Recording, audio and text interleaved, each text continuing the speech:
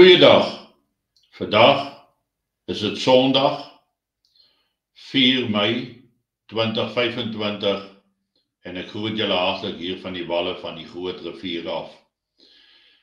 En as deel van my Sondag gedagtes wat ek met julle wil deel, dink ek vandag terug aan 4 Mei 1978, toe 460 Suid-Afrikaanse valskermsoldate uit 9 vragvliegtuie neergelaat was by die SWAPO opleidingsentrum, opleidingsbasis Kasinga, en waar die slag van Kasinga plaasgevind het. Dit was natuurlik SWAPO's, ondersteun deur Kibane en ook FAPLA soldate, en die totale mag aan hulle kant was 'n paar duisend teenoor die 460 man wat met valskerms ingespring het. Die verliese was hoog aan die vyandelike kant en aan die Suid-Afrikaanse kant is 3 soldate doodgeskiet, 11 is gewond en 1 persoon, Skilly, is vermis. Wanneer ons na hierdie slag dink en terugdink aan die opofferinge wat gemaak is deur 18, 19, 20-jariges, wat hierdie oorlog gaan veg het om van Suid-Afrika 'n veiliger land te maak, om die terroriste aktiwiteite uit Namibië uit te hou, is hierdie voorspringoperasies gebring met baie opoffering, baie toewyding en groot effektiwiteit.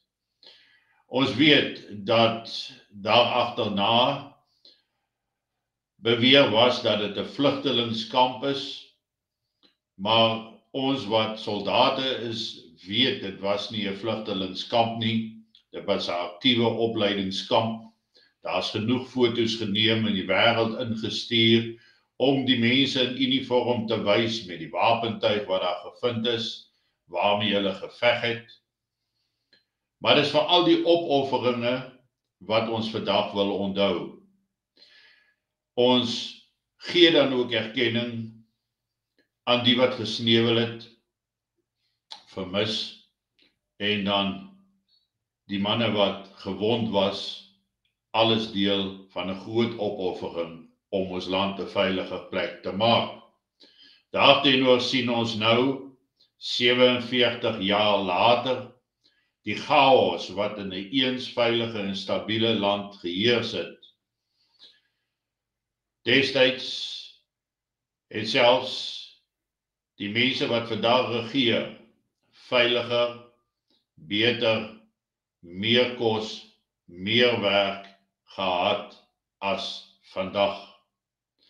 Dan sien ons gister waar 'n klein groepie mense by Kleinfontein, 'n plekkie soos Orania, waar mense met dieselfde kultuur, velkleur, dieselfde taal, saam bly en saam woon in 'n soort van 'n eksklusiwiteit, en dit is hulle menseregte om dit te kan doen, alhoewel dit nie deur ons regering en deur ander politieke entiteite aanvaar en waardeer word nie. So ons het nou gister gesien dat daar 'n groot opmars was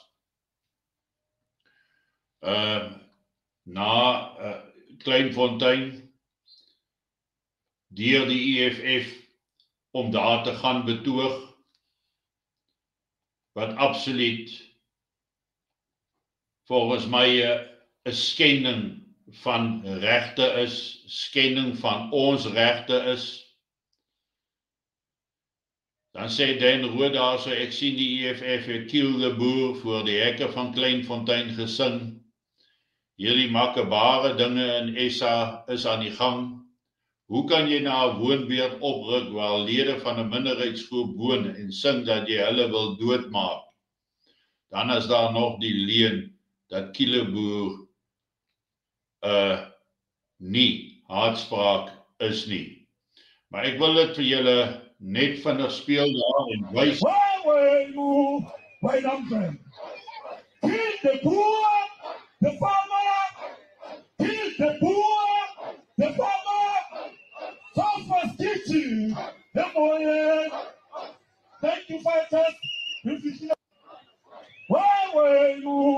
Wait up then. Feed the poor, the farmer.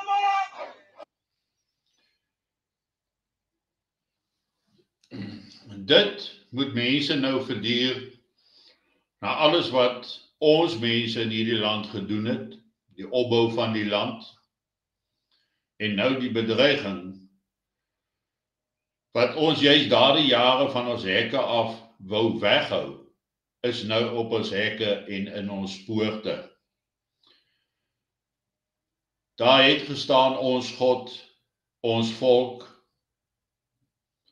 en ons sien dan dat daardie bewoording uit die mure uitgepluk is, afgeruk is, dat kennisgewingsborde omgegooi is. Ons sien ook hoe die terrein bemors was met papiere en vullis wat agtergelaat is nadat hulle onttrek het. Aan die ander kant dink net hoeveel geld het hulle spandeer om 'n mobiele verhoog daarna toe te bring. Maar ek dink nie dis regverdig dat dit toegelaat word in die eerste plek nie. Want ons het bovenal mos daarom ook regte, maar daardie regte word geminnig. Daar's verskeie slegs swart inwonerdorpe in Afrika. Jy vind dit oral, waar hulle ook nie toelaat dat wit mense inkom nie. Maar in Suid-Afrika mag ons nie ons kultuurgenote met hulle saamtrek in 'n veiliger area of 'n beveiligde kompleks waar ons ten minste mekaar kan ondersteun, werksgeleenthede kan skep en 'n veilige woongebied daar te plaas nie. Hierdie klas van aanvalle gaan voortduur, dit gaan meer word. Ons het nou die Orania ding gesien, nou het ons die Kleinfontein ding gesien.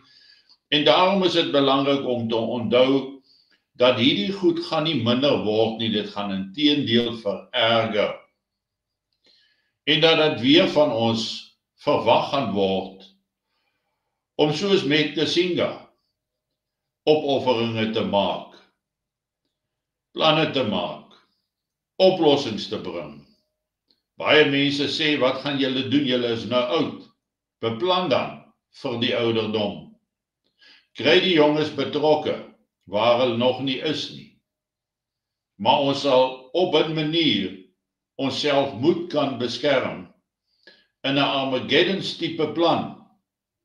If all else fail, is daar net een oplossing vir ons oor. Opoffering, toewyding, goeie beplanning en doen.